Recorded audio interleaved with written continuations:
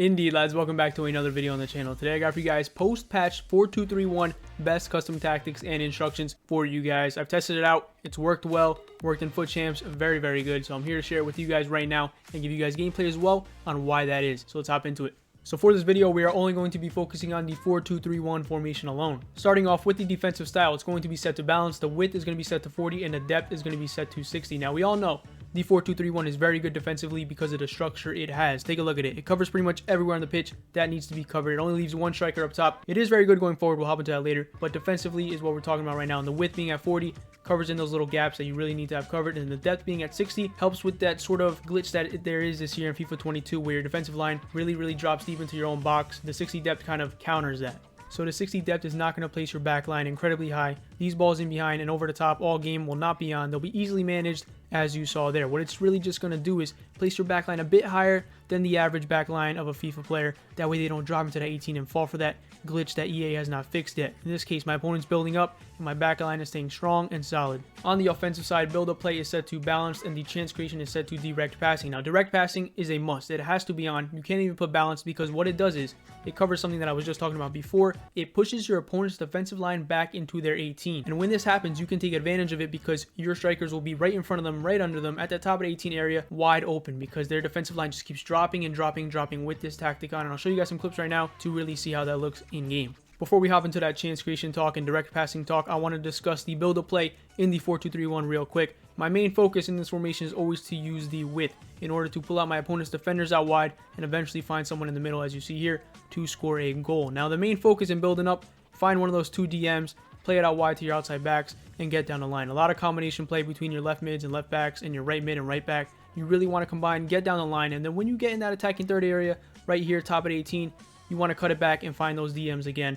As you're going to see here, combine with each other. You have two center defensive mids, so work together. They're not really marked a lot. I don't know why, so take advantage of that. Wait for a center attacking mid to pop up, or a striker, or possibly your lamb or ram, as you see here. Alright, so now discussing the chance creation and the direct passing tactic on it. So you're going to see in this clip here, I'm working the ball into my opponent's half now, going to attack, needing to create chances. So what you're going to see right now is the direct passing tactic working at its finest. You can see my opponent's backline dropping all the way into their 6, and look who pops up. My center attacking mid, wide open, turn, extra pass, and it's an easy goal. You're going to need to take advantage of this and recognize when it is happening, guys. So again here, building up nice and calm, entering my opponent's half. Composure, play with your left backs, right backs, and your center backs. Use everybody on the field. You're not a rat for passing the ball around and playing actual football. So just play actual football, keep the ball, try not to lose it. Again, look at the defensive line being pushed back into their 18, and we can find a center attacking mid or striker popping in right under them. Again, composure between your defensive mids, as I discussed in the build-up play.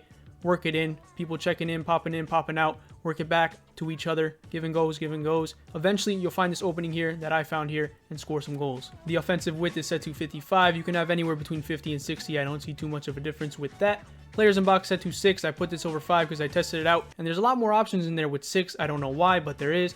Corner kick set to 2 and free kick set to 1. By the way, I realized that a lot of you guys watching my videos and enjoying them are not subscribed to the channel. So if you want to support the channel with a quick and easy action, hit that subscribe button, drop a like in the video, and leave a comment as well if you'd like, because I do provide gameplay with all my tactics and instructions videos for you guys to give you guys proof of what works and what doesn't, and that's why I'm here. Moving on to the instructions now, guys. Starting off with your lone striker, only one player up top. Do not touch a thing on this guy. Don't even put come back on defense. They don't come back on defense anyway. Do not put stay central or drift wide because this guy needs to do what he needs to do depending on the situation. There's only one striker, so for example, if you were to put him on getting behind, all game he'll be running behind, but who's going to be the striker to check in? It's not really going to make sense, so he needs to do a little bit of everything. So keep this all in balance, and I'll show you guys some clips now how this striker reacts in game. So your lone striker will not be a lone striker necessarily. That center attacking mid, in this case CR7, will work hand in hand right below him. They're going to work together a lot. In this case here, an L1 trigger is performed. You see Mbappe's arm go up. That's how you know the L1 trigger was performed. An L1 trigger aimed at your player, what it does is tell him to make a run. An R1 trigger aimed at him tells him to check in.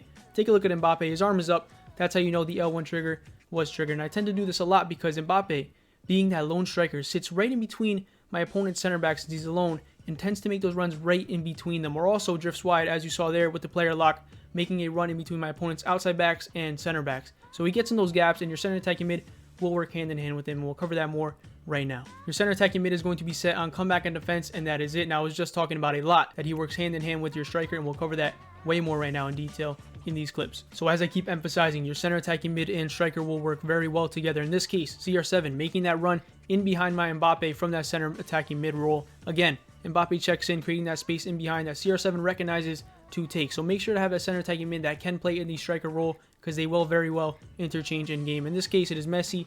I changed teams midway, put CR7 out wide, but Messi, again, beyond my Mbappe, higher than him, taking in that space that Mbappe created by checking in. So they're going to interchange a lot, as I keep emphasizing. Messi, again, making that run, that first run into the box. Mbappe sitting deeper.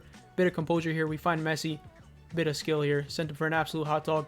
What a goal. And one more clip here. A lot of give and go. Sometimes they'll be side to side, the cam and the striker. They're going to work very well together and be pretty much the heart of the team and the heart of the attack. Moving on to the left attacking mid and right attacking mid, Lambs and Rams for short. Come back on defense and get into box for cross. Come back on defense for the proper defensive structure and get into box for cross. That way, when you're in that attacking third sort of area, they're not just chilling out wide and not helping out. Instead, they'll get into the box and offer you options to create goal scoring opportunities. Let's hop into some clips now and see what get into box does for you in game. The main purpose for your Lambs and Rams is to really create chances for your striker or your center attacking mid. They're going to get in on some goals, as you just saw there by Neres, but the main purpose of them is to get down the line, as you see here, drive byline or cut it back and find that defensive mid or striker chilling inside the box. Have a bit of skill here by CR7, and we find that pass into the box, and it makes it so easy to score goals. Again, here, we play it out wide, and you can get in on some goals, as you're going to see here. Zaha, what a goal. But the main purpose, guys, to get down the line, as you see Neres here, cut it in, find that pass, that easy pass into the middle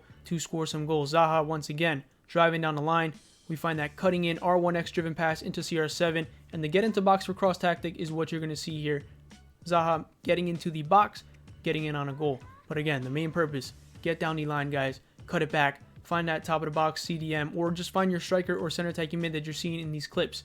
Easy as you like, guys. Take a look at that. The center defensive mids are going to be set to stay back while attacking and cover center. And for the defensive behavior, I do not put cut passing lanes or man mark. It's been working well and balanced for both of them, but that's up to you. Let's see what these guys are about in game, though. Both your center defensive mids are going to work together to defend. Just get in your opponent's face. That's really all I can say defensively. Offensively, I showed you guys a bunch of clips already on how they can really just dictate the game and have that sort of composure with them top of the box to find that attacker that's checking in this case, Mbappe. Have some composure with your center defensive mids. Find one of those attackers checking in and eventually create goals like this. For the outside backs, I set them both to stay back while attacking and overlap. For both the center backs, I obviously do not touch a thing. And the keeper position, I do not touch as well. Personal preference, up to you guys. Whatever you think works, go ahead and use it. But thank you guys for watching this video. I really appreciate all the support lately. I hope this video gives you guys some value and it works very well in game. For me, it works very well. I've been really trying hard to get the proper formations and tactics out for you guys. Recently, I had the 4-1-2-1-2 and the 4-4-2 gotten out for you guys in this one right now, the 4-2-3-1. I hope it works well for you guys. The other ones have been working very well for me and some of you guys too that I see in the comments. So leave a comment below if you have any questions or comments or suggestions about this formation, the tactics and instructions. But other than that, guys, take care.